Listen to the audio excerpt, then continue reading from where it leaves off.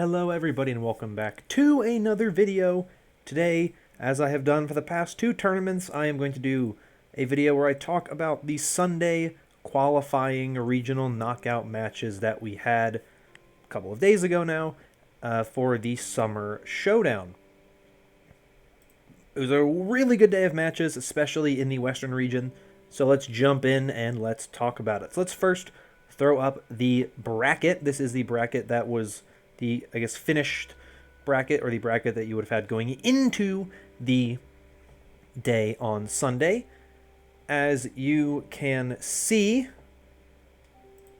in the Western region, quite interesting. You had the 1 and 2 seeds, or the Dallas Fuel, and the Atlanta Reign, the two top teams in the Western region for the June Joust, defending their position this time around. So that's always good to see, interesting to see.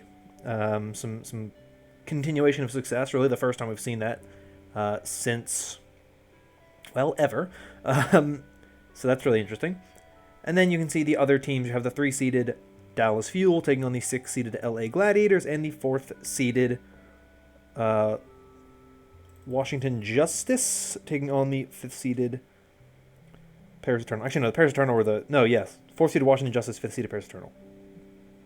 And then in the Eastern region, you had the 1-seeded Shanghai Dragons taking on the 4-seeded NYXL, the two teams that finish in the top for the June Joust. And then the 2-seeded Chengdu Hunters against the 3-seeded Seoul Dynasty. The Chengdu Hunters, of course, having been an APAC representative for the May Melee. So that is your bracket. We're going to go through this kind of team by team in a sense. So we're going to start in the Eastern region.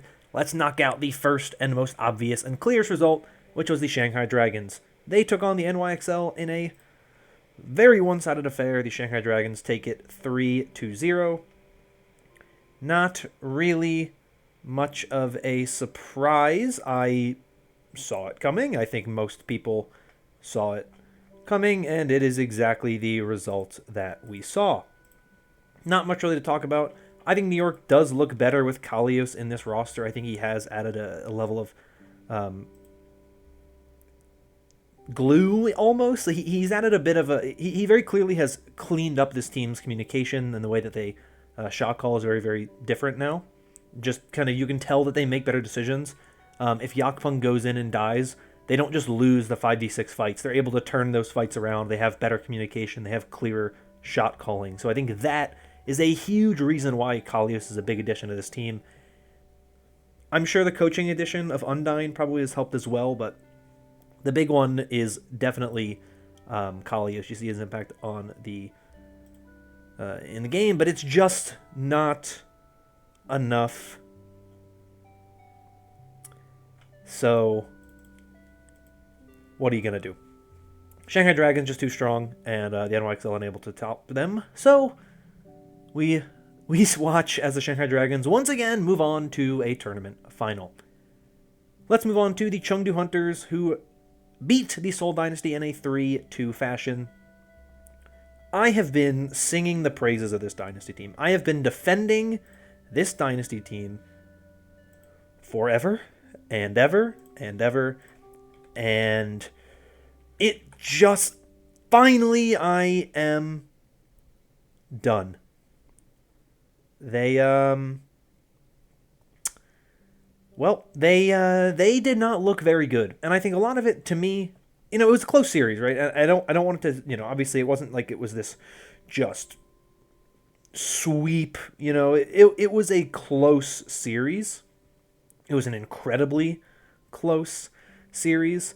But the thing for me that I am looking at and that I'm very disappointed in is the fact that the Seoul Dynasty had an entire week longer to prepare, and they didn't do really much of anything to seemingly improve. They have arguably the best Tracer Sombra duo in the entire APAC region, and they didn't run it. They just decided, yeah, we're just not going to run it. Who cares? We don't need it. And I'm really disappointed in this whole dynasty. I thought that they had a really good chance of winning because the composition that was being played favors their play style. They don't have the best wrecking ball in the league, but you have the best Tracer Sombra duo outside of probably Fleta and Lip. Like, you're probably the best duo outside of those two, and you just don't run it. You run weird compositions, you're running a lot of Mei, you're running a lot of Ashe and McCree, and it doesn't work. The Chengdu Hunters are just too good running those Tracer Sombra compositions themselves. They're too good running the stuff like the Pharah and throwing Soul for a loop. And Soul could have most definitely found success running the Tracer Sombra comp, but they opted not to.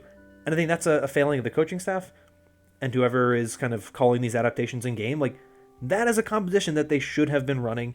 It's been meta now for like 2 or 3 weeks. It's been widely known that this is what's being run. You had a week to prepare. You didn't put in the work. You didn't put in what I think would have been the ideal composition. You didn't grind that composition, and you lose. Plain and simple. Chengdu looked much, much better. I think they looked very good. I think Chengdu has impressed me a lot recently. They've done way, way, way better. They were good in the main melee, of course. They kind of fell off a bit in the Junjoust, but now they're bouncing back for the Summer Showdown. So I'm curious to see what happens with them going into the tournament, because they are very good. They have some great pieces, but there's also some really good teams in the Western region, and they did not look very good when they made the main melee, the Chengdu Hunters. So I'm curious to see what happens with them, but they move on.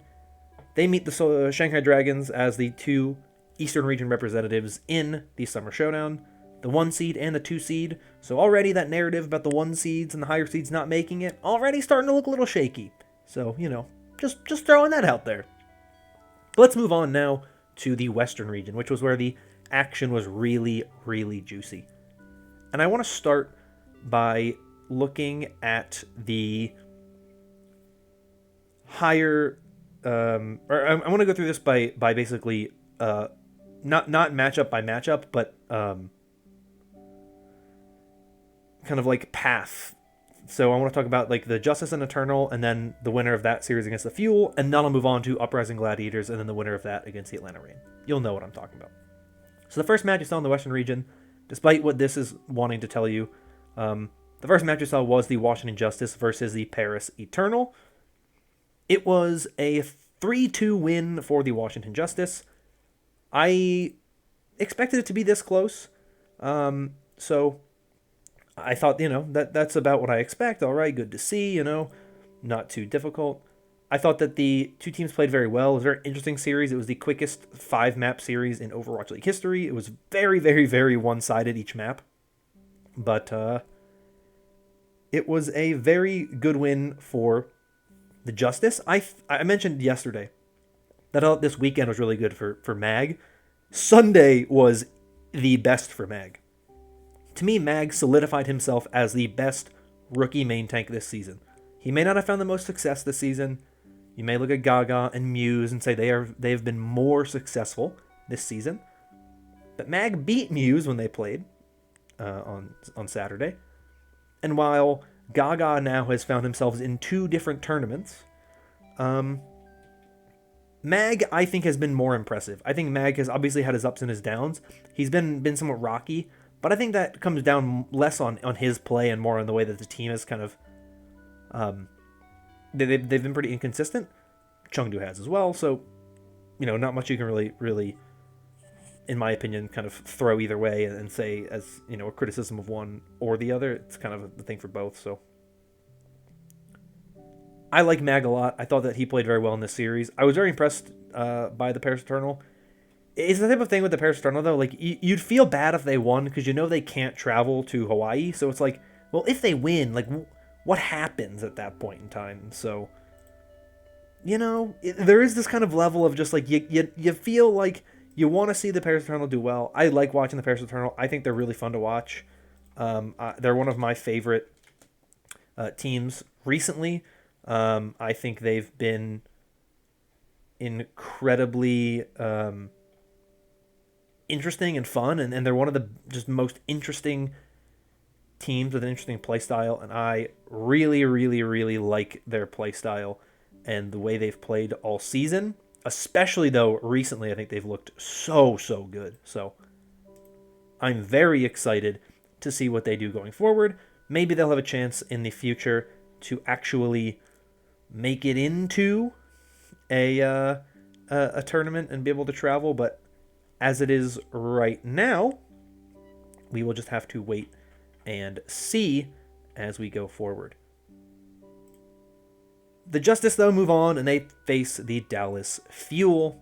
Another 5-map series. This one was a banger. Justice come out pretty big the first map, fourth map, but they are unable to win that second control map despite winning the first one. I actually think for most of that series, Mag was better than Fearless.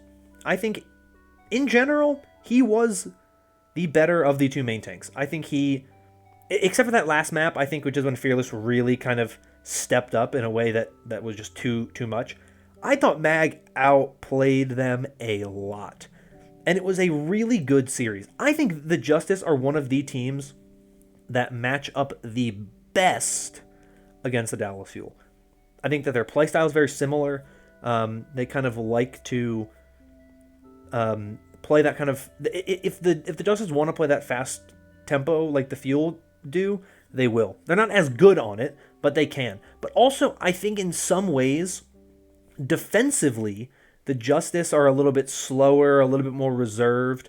And I think when the Fuel kind of run into that, it's a little bit more difficult for them to really find success because they're rushing into something that is, in many ways, designed to kind of beat their play. And so it's really interesting to see them play against each other. It is one of my favorite matchups we've seen. It was really cool when we saw it in the regular season.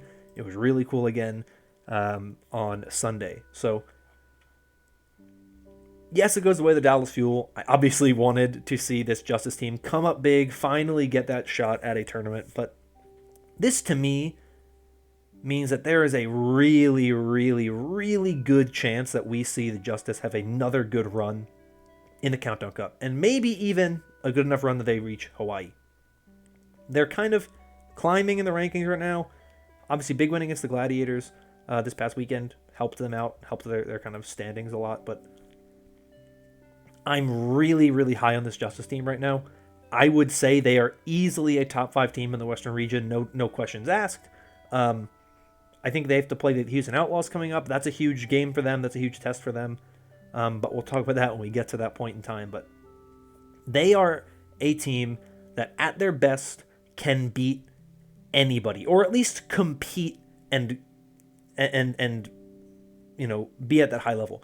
They don't have that same level of like tournament experience that a team like Dallas has, even a team like Atlanta now has with a tournament appearance under their belt. So they need to get to that point where they can play against a lot of these higher level teams and win some of these games. They did it against the Gladiators. They failed to do it against the Shock. They failed to do it against the Fuel. They did it against the Eternal. So they've gotten some, but they still need to get a few more in. They've been struggling on some of those map 5s against some of these really, really, really big teams. So I really believe in this Justice team. I think they have what it takes. But this tournament was just not the one for them. The Fuel were just that much better. Were able to beat them out and secure their third trip to Hawaii. And another potential finals appearance for them. Let's move on to the final leg of this bracket. We had the Boston Uprising take on the LA Gladiators. This series was not particularly close. The LA Gladiators won this one 3-0. I think the Uprising are a good team. They beat the Outlaws. It was a good win for them, but they're not ready, I think, to consistently compete with the likes of the Gladiators, the Justice, the Fuel, the Reign. They're just not that level of team. We saw them lose to the Reign already earlier in the week. Gladiators just too strong. I still believe in the Gladiators a lot. Their losses were to a good Eternal team and a good Justice team. Their regular season losses aren't to bad teams, right? Like, they haven't lost a game where you kind of look at it and go like, all right, that's that's a questionable loss. Like, no, they lost to the Eternal. Like, their worst loss is probably the Eternal, and the Eternal are still a really good team. So, I think that the Gladiators are still just fine, and I think that this was kind of the game where they really kind of looked their strongest in this tournament cycle, and they set themselves up for a matchup with the Atlanta Reign, who, interestingly, they had never lost to, apparently, which I didn't realize going into their series with the Atlanta Reign. So that's a bit of pressure on you to compete against the Atlanta Reign. Maybe it was the other way around. Maybe Atlanta Reign had never lost to the Gladiators. I don't remember. I think it was the Gladiators that had never lost to the Reign, but I don't remember exactly. But the Atlanta Reign LA Gladiators series also went to 5 maps. A lot of 5-map series this time around. 3 of the 4 like tournament deciding matches went to map 5s. The only one that didn't was Shanghai versus New York. But of course, they decided that they were not going to have any new teams enter any tournaments in this stage. And so the Atlanta Reign come away with the 3-2 victory. Gladiators should have won. They made some mistakes on the final point of what was it, Nepal, which was the overtime map, or the map 5, and they just were not able to get it done, and they fell flat, losing out to the Reign and losing their shot at playing in Hawaii. I think the Reign have really kind of proven themselves and risen in a way that I didn't even expect. I thought they'd be good this season. I didn't think they'd be this good this season. But they just seem to have really, really gelled. I think Unter, I'm sure his kind of coaching has been a big part of that. I also think Gator and Hawk have improved a lot, or at least have lived up more to the hype that they were kind of coming into 2020 with after their performance in Contenders in the Gauntlet in 2019. So they've kind of lived up to some of that hype. I think they have gotten better. I don't think they were this good last season. I thought they were like okay, but I don't think they were really, really good. But to me, the big piece of this roster that really, really changed it was Iris. I think Iris is such a good player. I think he's an incredibly talented player. I think he's so good. His Baptiste is really good. His Ana is really good. His Zen is really good. We don't really see his Zen as much, but his Bap and his Ana are nasty. They're disgusting. His Bap in particular is disgusting. Could potentially violate the Geneva Conventions, how good he is on the Baptiste. He is that good. And so he has just brought this energy to this team that is just unlike anything we have seen on any iteration of the Atlanta Reign before this season. I think they've done a lot to improve this season. And when you have Edison and Kai and Pelican, who I think is the front runner right now for Rookie of the Year. I was really high on Shy previously. I was high on Mag before that. I have since jumped on the Pelican train. I think he just looks so good. His Mei is really good. His Echo is really good. He just provides for his team in ways that are so useful and so helpful. He just performs every time. And so I'm a huge fan of this Reign team and the way that they play. I'm really interested to see them go up against Shanghai again and potentially have to play Chengdu or Dallas. Who knows? Maybe the upset. I don't know. But I'm really interested. I think this is going to be a really interesting tournament. I like the teams that are in there. So the Reign just played a little bit better than the Gladiators did. Played more consistently. There were a couple maps. I think it was real. I mean, it really seemed like the Reign were going to run away with the series until the Gladiators, I believe it was on Route 66, kind of just held the Reign off. But a lot of the other maps were pretty heavily in favor of the Reign, I think. And so I'm excited to see what happens. This tournament, I think, should be pretty good. We know that the teams in it are all good. And so I'm excited to see it. So real quick, I'm going to throw up the finalized bracket based on the results that we saw. And of course, tomorrow I will be giving you my predictions for the top 4. So we have the Shanghai Dragons versus the Atlanta Reign, Dallas Fuel versus Chengdu Hunters. One of those 4 teams will be our Summer Showdown champions. But I will give you my thoughts on who I think will win tomorrow. So stick around for that and stay tuned for all that. But that is all from me for today. If you enjoyed this video, consider liking and subscribing for more content like it in the future. Comment down below your thoughts on what happened on Sunday. If you were surprised by any teams, if you have any strong opinions either way, let me know. I would love to hear from you, but that is all. So, thank you once again. Hope you're all staying safe and staying healthy. And until next time, bye-bye.